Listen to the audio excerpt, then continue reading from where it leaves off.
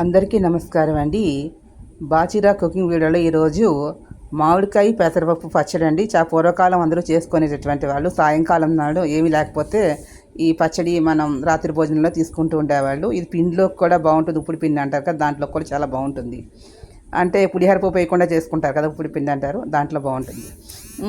ఇక్కడ ఇది ఎలా చేసుకుంటారంటే, మామిడికాయలు ఇందులో చూపిస్తున్న విధంగా ఒక మామిడికాయ తీసుకున్నట్లయితే 1 కప్పు పెసరపప్పు తీసుకోండి. మామిడికాయ శుభ్రంగా కడిగి చెక్కు తీసుకుని చిన్న చిన్న ముక్కలుగా కట్ చేసి పెట్టుకోండి.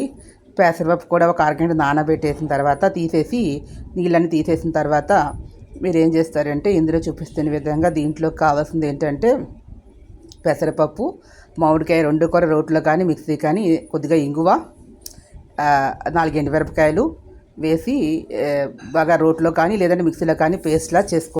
ఉప్పుని చివరిలో వేసుకుందాం. పేస్ట్ చేసేసి పక్కన పెట్టుకొని ఒక ప్యాన్ తీసుకుని అందులో కాస్త పోపు, కొద్దిగా 4-5 స్పూన్ల నూనె కానీ నెయ్యి కానీ ఏదైనా వేసుకోండి. వేసుకున్న తర్వాత దాంట్లో మనకి శనగపప్పు, కొద్దిగా మినపప్పు, ఆవాలు, కొద్దిగా ఇంగువ, ఇష్టమైతే జీలకర్ర మానేయండి, వేయించేసి ఈ మనం రుబ్బి పెట్టుకున్నటువంటి పచ్చడిలో వేసి బాగా కలిపేసి చివరిలో ఉప్పు వేసేసి దింపే.